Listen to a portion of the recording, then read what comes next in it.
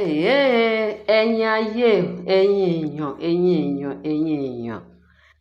Èèyàn ṣòro o. Wọ́n dẹ̀ ní orílẹ̀-èdè níwọ̀n. Naomi, mo mọ̀ pé inú kan ó máa kó ẹyọ. Inú kan tó fi ń bá kábíyèsí ṣe ó máa kó ẹyọ. Nọ́bà ní ṣe ni Naomi collapse ní àná. Wọ́n ní kí ló ń collapse fún? Wọ́n ní wọ́n send message, wọ́n gbé picture obìnrin kan tí kábíyèsí gbé lọ sí, wọ́n lẹ́nìkan ṣe, wọ́n ní Ọba Ẹlẹ́gùṣì, wọ́n ló ń ṣe program lánàá. Wọ́n níbẹ̀ ni kábíyèsí lọ. Wọ́n ní bó dẹ̀ ṣe lọ pé gbogbo àtobìnrin kan. Wọ́n ń gbọ́ rúmọ̀ pé kábíyèsí fẹ́ fẹ́ ìyàwó kẹjọ. Kó fẹ́ fẹ́ ìyàwó kẹjọ pẹ̀lú àwọn tó wà láàfin. Ó fẹ́ fẹ́ kẹjọ. Pé ńgbà tí Naomi ò fẹ́ dúró sáàfin, òun fẹ́ fẹ́ èyí tó máa dúró sáàfin pẹ̀lú òun. Kíní kan, wọ́n send message yẹn àtobìnrin yẹn tí kábíyèsí gbé. Wọ́n ní ṣe ní kábíyèsí gbé lọ sótẹ́ẹ̀lì, ó ṣe kíní kan. Wọ́n ní gbogbo rúmọ̀ yẹn ní Queen Naomi gbọ́ tó dẹ̀ rí. Wọ́n ní ṣe ló dẹ̀ collapse. Ṣé rí àwọn èèyàn ayé. Bẹ́ẹ̀ ni, a lè ní bẹ́ẹ̀ ni, a lè ní bẹ́ẹ̀ kọ́. Torí àwọn èèyàn wọ́n ti ká ẹyin síta pé wọ́n dẹ̀ ti yọ ṣìtú ètè pé kí wọ́n sọ fún Naomi. Ìbọn ní kí Naomi fi kábíyèsí lẹ̀. Ṣèbí Naomi ó ní àfikú àfọ̀rọ̀, àfikíní kan. Òun nífẹ̀ẹ́ kábíyèsí nífẹ̀ẹ́ òun. Á dẹ̀ máa gbàdúrà fún, á dẹ̀ máa ṣe pé kíní. Wọ́n ní gbogbo wọn ṣàṣọ̀rọ̀ tó máa bà Naomi nínú jẹ́. Wọ́n ló collapse. Báyìí ni Naomi ṣe fẹ́ collapse nítorí ìkíni. Wọ́n ní ṣe wọ́n sọ fún Naomi pé kó lọ fẹ́, kó fi kábíyèsí náà kó lọ fọ́kọ mi o, kó lọ ṣe kíní irú ọkọ wò. Kí làwọn fọkọ, kí làwọn ọkọ náà bí bá wò, kí náà fi ń ṣe? Ṣé wọ́n fi ń tolé ni? Àbó òun ní visa láti lọ síjọba o. Ṣẹ́rí, mo fẹ́ kó yé gbogbo wa báyìí pé ọkọ kọ́ ni priority. Tí èèyàn tọ́lọ́run bá ti fún yàn ní ọkọ yàn tó dẹ̀ ti nífẹ̀ẹ́, tẹ́ dẹ̀ ti bímọ fúnra yín. Ṣẹ́rí ọmọ tẹ́ wá bí yẹn, òun gangan ni ọkọ ẹ̀, òun ló máa kọ́kọ́ fi ṣọkọ. Àwọn ọmọ yẹn ló máa fi ṣọkọ. Ṣẹ́rí ọkọ tọ́kọ bá ti ń ṣe mọ̀nàmọ́ná tó ti ń ṣe bálabàla,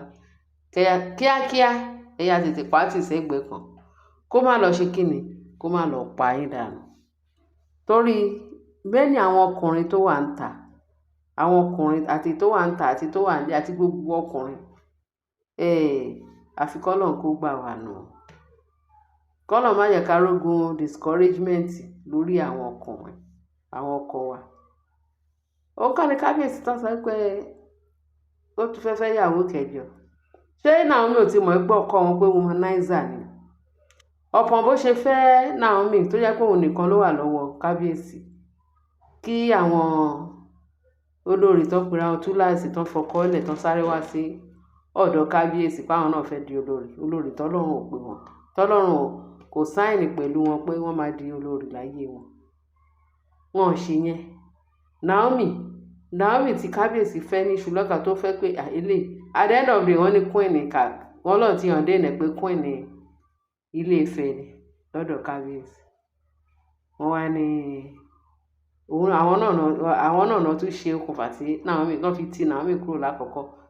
wọ́n ti kúrò. Wọ́n tún bá oníbàárà wọn tún bólè bọ̀ lẹ́lẹ́ẹ̀kejì. Ṣáàrí bọ́ ṣe fi ojú Naomi ń ráre ní ààfin. Ṣùgbọ́n pẹ̀lú ẹ̀, olórí ọ̀fẹ́ lọ́lọ́run. Ó fún Naomi ní ọkàn líle, ọkàn àyàgbàṣe pé kó fi bí ẹ̀ gbogbo tó tolerate gbogbo rọ́bìṣì tán fún ní ààfin. So wọ́n á sọ fún Naomi pé kó jẹ́ Yasimi ẹ̀dọ̀, ó wá ń collapse. Báwo ló ṣe máa collapse? tún wo oore ọ̀fẹ́ tọ́lọ́run fún Ọlọ́run dẹ̀ fún ẹ ní gift rẹpẹtẹ ó fún ẹ ní àwọn ọmọ tó gbé bẹ́tà fún ẹ àfi kí wọ́n tó abíbẹ̀rin nìkan náà ló kù o thank God bẹ́tà tí ẹ ò ṣe counterfeit kì í ṣe pé bóyá o lọ rà á lọ́jà kì í dẹ̀ ṣe pé bóyá wọ́n bẹ gbé oyún yẹn láti jẹ́ pé o fẹ́ gba ogún kábíyèsí kí ká ogún gbogbo ogún tí kábíyèsí fún ẹ àdúrà tó máa gbà ní pé kí Ọlọ́run kó bẹ́ẹ̀ dá àwọn ọmọ ẹ̀ sí kó dá àwọn ọmọ ẹ̀ sí gbogbo ogún tó ti fún àwọn ọmọ ẹ̀ tó wọ́n tadé ní káwò lásán mélòó ló fẹ́ jẹ́ nínú ogún gbogbo ẹ̀ náà ni kíní ilé ayé yìí náà ló mọ̀ thank God you are a Christian ìyẹn Naomi ni mo bá Ọlọ́run ọba ó mọ̀ ó ti dá ẹ dáadáa pé kò sí nǹkan tá a mú wáyé kò sí nǹkan tá a mú lọ ẹ fi kábíyèsí lẹ̀ tó bá ń kó lọ fẹ́ 100 wife ó ti jókòó ẹ̀ torí mo gbọ́ ipò sọ pé wọ́n ti kábíyèsí tiẹ̀ sọ pé òun ó gbéyàwó bíi 25 tẹ̀lé ẹ tó fẹ́ níjọ́ kan Ọlọ́run ti kẹ́ ẹ nílé kábíyèsí ya jókòó ẹ̀ tí kábíyèsí bá ti fi ẹ́ lọ́kàn balẹ̀ pé wo ṣáà fi mí sílẹ̀ kí n ya jókòó jẹ́jẹ́ tèmi kí n máa dunnú kínú mi máa dùn ó sì lóò fọkọ kí ló fẹ́ fọkọ ṣe ọkọ ṣe visa to heaven kò sẹ́ni tó lọ sí heaven pẹ̀lú ọkọ olúkálukú ló máa jíyìn iṣẹ́ ọwọ́ ẹ̀ níwájú Ọlọ́run níkẹyìn ọjọ́ Queen Naomi fira ẹ lọ́kàn balẹ̀ gidi bó fọkọ mọ́ wọn ni kò fi ẹni kan lọ fọkọ what are you doing with your husband again kí ló fẹ́ fọkọ ṣe yá jókòó ẹ̀ kó máa ń jẹ́ mùlá kó dẹ̀ máa tèkì àwọn ọmọ ẹ̀ kó tèkì kí àwọn ọmọ ẹ̀ náà wọ́n ti dìgbà fún ẹ pẹ̀lú faith pẹ̀lú agbàgbọ́ nínú Jésù wọn wá ní òun ló ń collapse